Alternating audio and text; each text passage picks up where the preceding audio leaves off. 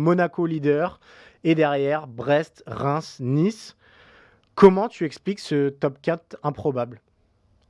Alors, comment j'explique? Il y a plusieurs raisons. Déjà, c'est un début de saison et donc ça Mmh. me paraît très important, d'en parler. Donc c'est vrai que ça a du mal encore à se définir, je dis bien en termes de statut. Après, la principale raison pour moi, c'est que à partir du moment où on est dans un championnat où il y a des locomotives qui ont des réadaptations structurelles, je veux dire par là, le PSG, parce qu'ils Mmh. auront un nouvel entraîneur, l'Olympique de Marseille par rapport à la situation qu'on a connue, la semaine dernière, parce qu'ils ont déjà 2 entraîneurs qui sont passés, cette saison. On a un club comme le RC Lens qui avait fait une très grande saison la saison Ouais. dernière. Et ben, ça met un peu plus de temps à démarrer. Et ben, forcément, il y a aussi Lille qui, même s'ils l'ont emporté 2-0 face au Havre, et ben, c'est un début de saison qui est quand même compliqué. Et Rennes ben, tout aussi ça profite. finalement, même s'ils ont gagné dimanche, ils ont mis du temps à rentrer dans leur saison. C'était la deuxième victoire de Rennes cette Ouais. saison et à domicile, qui plus est. Donc, tout ça profite à d'autres équipes qui sont un peu plus modestes. Et quand je dis un peu plus modeste, je mets guillemets parce que dans l'absolu, Monaco est programmé pour jouer le podium. Mais Ouais. par contre, Nice, Brest, Reims, c'est vrai qu'on ne les attendait pas à la fête dès le début de saison.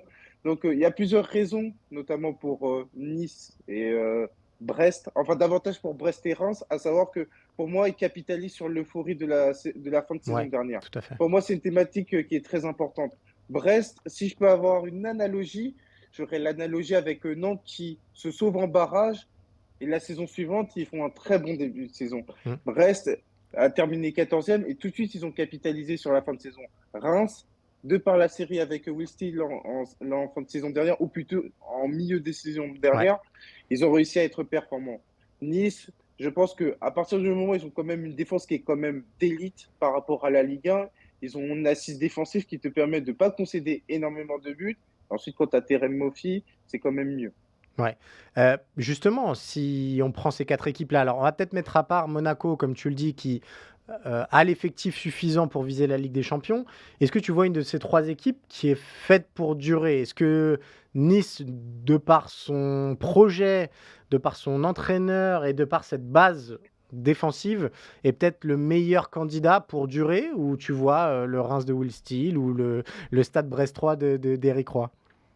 Alors moi, je nourrissais beaucoup d'ambition envers le Reims de Will Steele Ouais, par rapport au mercato estival, par rapport à ce qui s'était passé lors de la deuxième partie de saison où tu es quand même invaincu plus de 19 matchs. ouais. Ça, c'est quand même à signaler.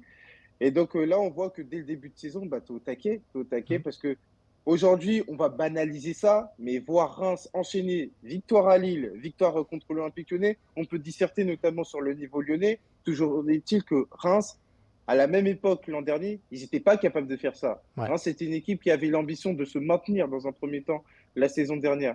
Et là, on voit qu'à partir du moment où tu peux capitaliser sur l'ossature qui est déjà présente et en plus sur un mercato qui a été quand même très intéressant, et ben moi je pense que Reims cette saison peut être européen et c'est même pour moi Reims va être européen parce que ils ont les capacités, ils ont les qualités pour tenir toute la saison.